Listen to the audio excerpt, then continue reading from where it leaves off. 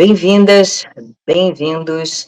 Duas boas-vindas também à nossa convidada Neria Kraus, que é jornalista israelense, atualmente mora nos Estados Unidos. Ela é correspondente do canal 13, canal israelense, e ela cobre a Casa Branca e cobre Nova York também, de onde ela grava com a gente. A gente está tendo essa conversa na quarta-feira, 12h15, agora de Brasília, e 11h15 da manhã de Nova York. Portanto, quando vocês estiverem assistindo a essa entrevista, depois que ela tiver sido traduzida e legendada, a gente está gravando no dia 1º de maio, talvez alguns detalhes sobre os quais a gente vai falar já tenham mudado. Mais gente presa, outras universidades também com protestos acontecendo, e esse é o foco principal dessa conversa, que vai ser em inglês, e como outras que eu já fiz aqui para o IB, legendadas a partir desse momento. So, welcome, Neria.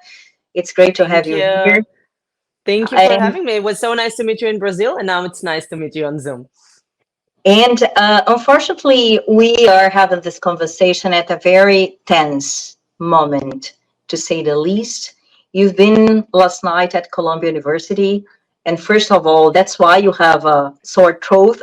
Yeah, exactly. And people will realize that. And I want to begin. I want to begin having you with you telling us what happened last night. So last night I was here in Manhattan, and a lot of roads. The police started to block a lot of roads for vehicles, but also for people not to walk by. It was all around Columbia University. We saw a lot of policemen arriving to the area, and then it was clear that something is about to happen. But it was I was not sure they were gonna get inside Columbia University, because they didn't really want to do it. In the past, the president of the university allowed them to do it a week and so ago, and then she didn't want to do it again. But what happened this week is that students got into the building of Hamilton, the Hamilton building at Columbia University, and they got into it. They broke windows. They acted with violence in the building. They also broke some cameras that are inside the buildings, security cameras. And then I guess this is, the president has decided the police has to go in. So yesterday, a lot of policemen were on the streets of Manhattan. I believe hundreds of them. I saw dozens of police cars and also some police buses that are made for arrests, so that they can take the students inside the bus and then take them to the police station. And then what I also saw were a lot of pro-Palestinians protesters that are around the university in different streets, standing there and yelling at the police as they arrive. And eventually the police did get inside the university, did get inside the campus. They arrested more than 100 people there. They're not necessarily students, because we know now that there are a lot of students at the campus that are a part of the encampment, but there are some people that are not students that got to the university. They don't have their Columbia ID. So I saw some footage of people, climbing on the walls of the university to get inside and stuff like that. And so they have a lot of arrests there. And now the main question is, where is it all heading? Is it heading towards calm and peaceful? The students can go back to the university again, unless, of course, they're suspended, for the long run. And at the same time, the president of the university has asked the police to stay at the university until May 17th, which is a very important. It is very important to take notice that this is their decision, because it means that there are going to be cops inside the university in the next 2 weeks, which changes the entire picture.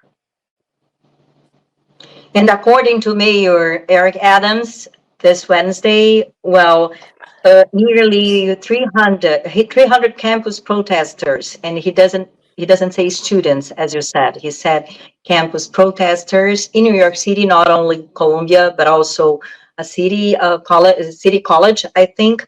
And he praised the police for using restraint, and he argued that protesters were anti-Semitic and led by outsiders who were part of a global effort to radicalize young people. I'm reading what the New York Times says on the website this morning.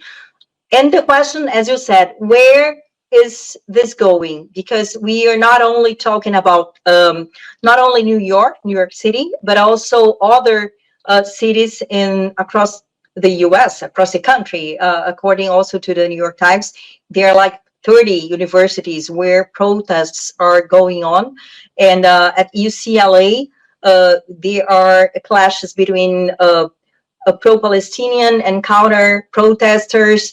So we don't know where it's going, right? Yeah, so I think that, first of all, I do agree with Eric Adams that we see anti-Semitic calls at these protests. This is not only anti-Israel or anti-Zionism, and I feel like saying anti-Zionism has become a way to sugarcoat anti-Semitism here in the US in the past few months. It's been that way before, but we do see that, in a broader scope, we do see how the anti-Semitic calls are being, they're trying to give it better name by saying this is not anti-Semitism, this is anti-Zionism, and then you can say I'm opposing an ideology and I'm not opposing a specific religion or affiliation. And then I walk down the street at Columbia University. I covered that story from very, very closely, and I see all the signs and I hear all the calls. And this is not only against Israel or against the Zionism. This is anti-Semitic. Of course, I cannot say that all the protesters there hold these thoughts, but also not all of them are violent and not all of them broke into the Hamilton building.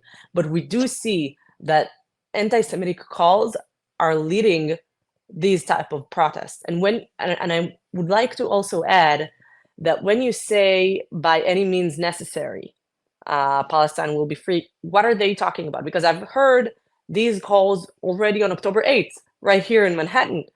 And when they talked about it on October 8th, it was clear that they're talking about October 7th. And these are the means that were used, right? Raping, murdering, breaking into families' houses in the kibbutzim. And also, I hear more voices. I hear resistance is justified, which is after October 7th, and I heard that on October 8th, it's pretty clear on October 8th what they meant. And I also, at Columbia University, they had this event of justifying what happened on October 7th. And when you see that, you do understand that this is not only about Israel. This is much bigger than that. And of course, Israel gave them the situation in Israel gave them some sort of an excuse to start doing what they're doing, to start the protests. And they do, have pro-Palestinian calls, but this is not only pro-Palestinian. And I feel like the Jewish community here in New York and in the US broadly, they're pretty scared of what's going on. I hear a lot of people that are saying here in New York, I spoke to some, people that are older than me and have a lot of experience in the US. And they told me, we don't remember this type of anti-Semitism, this rise of anti-Semitism since World War II. And they are scared of where it is all going. Are they heading into a much scarier future?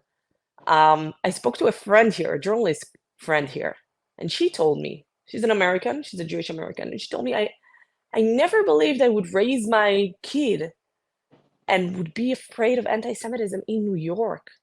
And people are really scared. And this is not something that we can, turn, just avoid and just try not to handle with it. People have to realize that something is happening. And I think that they need to also understand that they need to do something about it. And to do something about it is to talk and to try to understand and to do discussions and to try to figure out how they're preventing anti-Semitism from spreading. Um, and I feel that some of the Jewish community is trying to handle it by, some people are some powerful people are saying, okay, so I will not donate to that school or to that school because they're not handling anti-Semitism well. And other people are trying to talk and to write on social media. Each and everyone, they try to do their own thing, but eventually anti-Semitism is on the rise, and we can see that with our own eyes and hear that with our own ears on the streets. And we had in December hearings at the Congress, and the presidents of Harvard and University of Pennsylvania and MIT went there and talked about anti-Semitism. And there was that phrase that became very well known. It depends on the context. Well, and some of those presidents left their jobs. I mean, they were fired. They had to resign. But Shafik, Columbia University president, she went to Congress last month on April the 17th, if I'm not mistaken. Do you think her testimonial was a catalyzer for protesters? I mean, because first she tried to organize the situation at university, and then she decided to, okay, let them have a say, and the whole thing got more intense, to say the least. And then she called the police, and I think there was it became a sort of a movement, including other universities, but Columbia University was a central, the first one, right? Yeah. The president of Columbia University, she managed to avoid that first Congress hearing, which was for her, I think, pretty brilliant, because she was not a part of that show of 4 or 3 presidents of universities. By the way, women, all of them were women that are being asked about anti-Semitism, and she could see that hearing and get prepared better for her hearing. I don't think that her hearing was the thing that, changed everything. It was not what she said there. Students here at Columbia University, they prepared for the hearing. The pro-Palestinians knew that it's coming, and they said, okay, we're going to take advantage of that hearing, of that date of the hearing. And I think a day ahead, they started the encampment, because they knew that this is a sensitive time to do that the president is very busy with the hearing, that she would have to give answers, and at the same time that she will not be there to handle the encampment. So they built the encampment, they started the encampment a day ahead. And then when she was in the hearing, the encampment was already starting. And her hearing was not like the best one. Like she didn't give the best answers. But it was not about that. She mainly handled it in like, let's say, in the media spectrum. She didn't get very bad headlines. She got some, but it was not as bad as the other 3. So she thought, I guess, that she managed to escape that type of, getting a lot of criticism over anti-Semitism. But then the encampment started to get bigger and bigger, and then she had to do something about it. And in order to do something about it, for the very first time since 1968, she allowed police to get into the campus, to the university, and let them arrest some of the students that were suspended by then. Historically wise, in the US, they do not allow police on campus. The last time it happened at Columbia University was 68, Vietnam War, and they had a few students getting shot by policemen in Ohio in the 70s, and then by the National Guard, I should be more precise. And now, at this situation, it was the very first time in New York, a week and so ago, that they allowed policemen in. And now, during the last night, they allowed again. And I think the president really tried to avoid allowing policemen on campus. but she didn't really have a choice left after everything that happened in the past few days with students getting inside a building at the university, smashing windows. They had hammers. I mean, they came prepared for that. And I will repeat again, they may not be students, they may but just be protesters from the outside that came to inflame the entire thing. And you know what? I'm not sure if it's correct to say that she didn't have a chance because, some people think that she shouldn't have done that, but some people support that. And I think you can see how there are a few opinions on this matter, whether she should have let the police in or shouldn't. But as you say, Mayor Eric Adams said these are mainly not students, and that he says that he's trying to show that the arrests are not against students, the police did not act against students. They're really trying to separate both things. They're not just students, they're protesters. We would never try to arrest students just for being students. So this is something that they're trying to say today. I'm not sure how well it will get perceived, but it's very interesting to see this entire thing folding up. I was there last night, as I told you, and I saw the tensions. You could feel it just walking down the street. You could see the policemen. They're getting, real slurs thrown at them. People are cursing them. It's a very tough situation to handle. And yet they came with a lot of forces in order. They did not know what's going on inside the building that was taken over by the protesters because, as I told you, the security cameras were smashed. So they came with a lot of forces so that they will not have to use any gun or anything like that. They didn't want to use that, so they came with a lot of forces so that there will be enough personnel on the scene that can handle things without violence. I'm pretty sure we're going to see in the next few days more and more videos coming out of the campus, and then we'll get to see better what happened there. But as you said, it's spreading. It started with Columbia University, but now it arrived to, you talked about UCLA and Berkeley and Harvard and MIT. And, so many campuses are handling this right now. They have encampments. And by the way, if you look at the encampments, a lot of them look the same. A lot of them look like the tents are the same colors, same companies. People are asking, who is funding this? Who is behind this financially? Because it costs a lot of money. This is a lot to do. And here in New York, people are sincerely trying to ask, who's standing behind this? Because this is not just the students who, I guess, want to say what they want to say and they have their freedom of speech. But it seems like there are more people behind this. And the question is, who's paying for that? And it's very important to notice that many of the protesters, they request the so-called divestment. I mean, that universities divest from Israeli-related funds and Israeli-related programs and so on. And we keep asking, is BDS, I mean, the movement, which has ties to Hamas, right? Is it linked to the whole thing? This is one question. Another thing is, many commentators here in Brazil are, there is a discussion between the freedom of speech and, collective safety and the university security.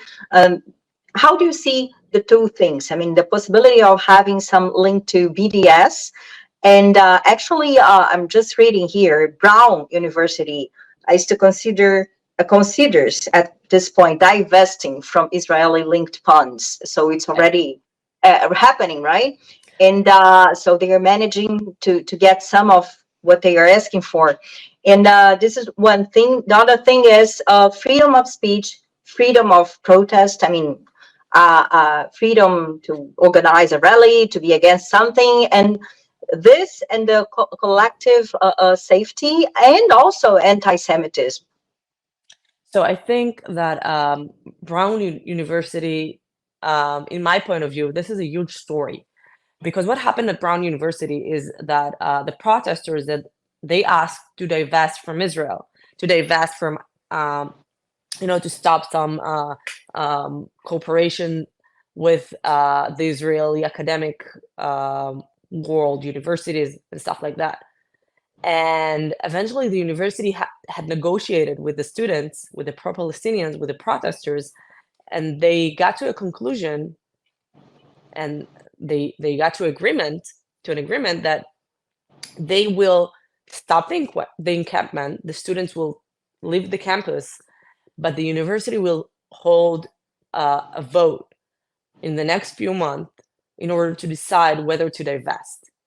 And I think this is so important to talk about it, and it's so important to try to see how Israel also has to engage in it. Israel has to decide what, they have to do something about it. This can spread to other universities. This is the first time that a university has basically caved into the protesters' demands, but in a way that can lead to this may lead to academic boycotts against Israel, to cultural boycotts against Israel. And this is very dangerous. This is a slippery slope that, it can go to the extreme. And if other universities may join that, that would be crazy. And Israel would be under real academic boycotts. And that would be unbearable for Israel, for Israeli academics. And as you know, the Israeli academic is free, is working just like any academic around the world. The universities are publishing a lot of researches, a lot of important knowledge. There are a lot of important professors and researchers in Israel. And if you boycott them, you basically start to talk about boycotting Israel's culture, Israel's academic field, and this is very dangerous for Israel. And I think that Brown University, they try to calm them down, the protesters, but they're doing it by caving into demands that are not rational. And I think that that Israel should be really careful and start engaging in that, because otherwise, and also the Israeli, professors, the Israeli academic field, they all should understand that something big is happening. And this is no longer just, students don't feel safe on campus, which is important. This is now getting bigger than that. This is about the next steps of the protesters. And by the way, I was at Columbia University's encampment and went to see what their demands are. And they have a list of demands. Divest is one of them. Stopping the I don't remember how they call it, but they have some kind of like a program with the University of Tel Aviv. I went to the University of Tel Aviv. This is a free academic institute, an important academic institute, and they want to cut off any relations with the University of Tel Aviv. And then you start to ask yourself, what is the next step? And if they allow it now, what are going to be their next demands? And this is all just to get calm and silence on campus. And in order to do that, they just cave into their demands and they agree to change the entire concept of academic work. And I think this is really important to talk about.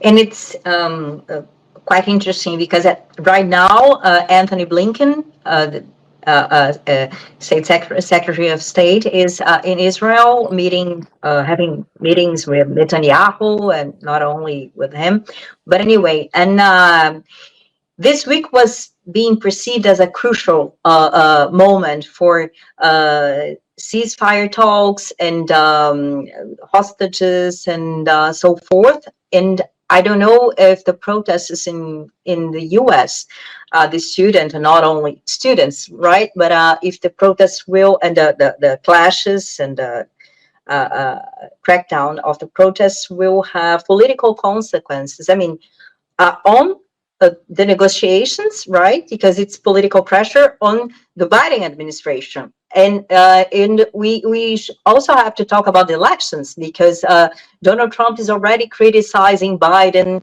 because of the way the protests are being handled and so forth. Yeah, so first of all, I think that the protests did affect the way the Biden's administration saw the situation in Rafah. So it's been a few months when protesters are protesting against an operation in Rafah, and I think this really affected Biden's administration. But I don't think it would affect the chances for hostages deal. I don't think it would affect that. I think that Israel made a really good offer this time for Hamas, and now it's up to Sinwar to decide what's going to happen. I do hear that Hamas abroad, Hamas has two main institutes, if you'd like to call it that way. They have Hamas abroad and they have Hamas Gaza. Hamas Gaza is Sinwar. Hamas abroad is other people like Hania, Ismail Hania, and others. Hamas abroad actually saw the offer by the Israelis and they said, okay, this is pretty interesting. Hamas Gaza did not give their answer yet. And eventually Sinwar is the one who decides. And Sinwar got the offer, and now he must answer. And the US really wants them to say yes. And more than that, I do hear US officials, senior officials, who are saying they must say yes to that. This is like the best offer they can get. They must say yes to that. And of course, I would be so thrilled, if I can say from a personal note, to see the hostages going back home. They need to be home immediately. They need to get home now. We must do everything to bring them home now. And I do feel like once we see what's going on right now at the universities, it doesn't really have something to do with the hostages deal. Of course, it puts more international pressure on Israel. And of course, it showcases Israel in a bad way, because you see a lot of young people going against Israel. But I don't think it really has something to do with the current hostages deal. But I do feel it has a lot to do with Rafah. And the US is trying to get to a hostages deal in order to avoid a Rafah operation. I mean, I would say it a little differently. Biden really wants hostages deal regardless. But they want it now because they also would like to avoid any operation in Rafah. It doesn't look good for Biden for his next elections. It doesn't look good for Biden to allow that to happen, because there are a lot of people in the US that are talking against it. And they're really trying to avoid the images and the situation of the army getting into Rafah while there are more than 1 million Gazans there at the moment, civilian Gazans, and of course, a lot of Hamas troops, terrorists are there as well. So I really hope they can get a hostages deal done soon. I think it's the most important thing to do now. The hostages there are for so many days. And we recently saw the video of Hirsch Goldberg Pauling, the son of Rachel Goldberg Pauling and John, that, he talks from the bottom of his heart and he says how much he loves his family. And you can see that he's there and he's alive and he must come back home. We must bring them home. So I feel like Israel has finally really gave a good offer, and now it's up to Hamas to take it, and they must take it. And if they won't take it, I guess Israel would have to decide what it's going to do next. And also the administration in the US, they cannot continue to say no to everything Israel wants to do at this point, because Hamas will not give the hostages back and then will not release the hostages. And then the US will be in a situation where they have a problem as well. So Biden is trying to do everything he can. He calls to different leaders, and himself is trying to make this hostages deal happen. And of course, from the American perspective and from also the Israeli perspective and the Gaza perspective, it will also give a few weeks, 6 weeks at the moment. This is what they're talking about, of getting more humanitarian aid inside, more time for the Gazans to try to be calmer and to live their lives in the next 6 weeks without having war going on, but ceasefire going on. And of course, Biden sees it as a much broader vision that he has in the Middle East. Biden wants normalization with Saudi Arabia. The US has managed to talk with Saudi Arabia and gets to a lot of agreements with them. But now they need Israel in the picture. And without a ceasefire, even a temporary one, they cannot even negotiate with Israel in a good way that would lead to agreements, because Israel is currently at war. And the Saudis would also like to talk to Israel while Israel is under, has a ceasefire. So for Biden, getting that ceasefire and hostages deal would be really good so that he can continue with his huge plan of normalization with Saudi Arabia. Well, if he manages to get that, it would be magnificent for his campaign, right? If he manages to get it before November, excuse me. But and then we have two things there: the hostage deal and the normalization with Saudi Arabia, because they are intertwined, right? And we do have the protests, right? Because it's also a political problem for him, considering the elections, the upcoming elections. Yeah, so the protests are really bad for Biden, and you can see that from both sides. You can see that the progressives in the U.S. are mad about what's going on in Israel. They criticize him for that. Most of Americans, by the way, still support Israel more than they support Hamas. Most of Americans are against Hamas, according to different polls.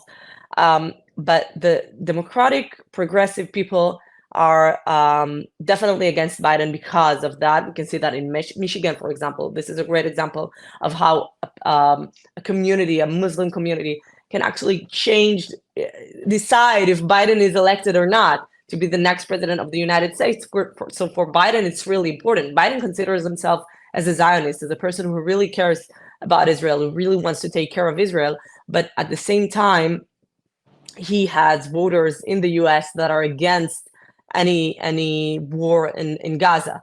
So that is one side of that. And on the other side, we saw Trump yesterday during the police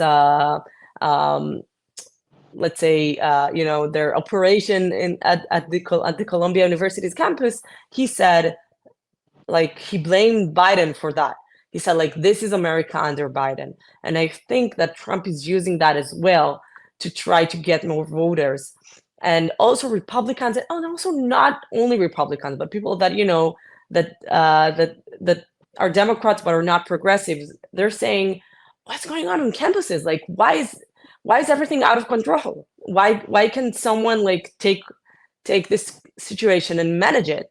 And it's not managed and it's not handled. And I think that this is something that is really going to affect Biden on election day, but we still have a lot of months up until then, so everything can change. Neria, thank you so much for this interview, and take care of yourself. Thank you so much, Leila. It's always such a pleasure to talk to you. And I'm sure you're going to have a lot of work today and in the next few days and this year, which is very intense and exciting, I'd say, for any journalist, but also complicated. Right? It's also complicated because we, I guess you sometimes feel it yourself as a journalist that we cover stories, but sometimes we're also a little bit a part of the story. Because if I cover anti-Semitic protests, I'm a Jewish journalist here, I'm an Israeli journalist here, I also feel, I also see what they're doing as a journalist, and I cover it and I tell the facts and the true story, but I also feel a little sad for seeing that and to see the rise of anti-Semitism. And I also ask myself, what can we do to change that? What can we do in order to make it better? What can we do in order to stop the rise of anti-Semitism unless, not let it grow more than it's already, grown. So I think that, you must know it as a journalist as well. From time to time, it doesn't happen too often, but sometimes we can see ourselves in the story and we understand that this is also affecting us. So I think it's an important time and period to be here in the US and to cover it for Israeli TV and to be here as a Jewish journalist. Yeah. Okay, so thank you, and hopefully see you soon, either there or here or online, whatever. I have to go to Brazil. I hope to see you there. Okay. Thank you, Leila. Okay. Thank you. Muito obrigada também a vocês que acompanharam essa conversa. Lembro que por meio desse QR Code que está aí na sua tela, você pode colaborar com o Instituto Brasil-Israel. Até a próxima.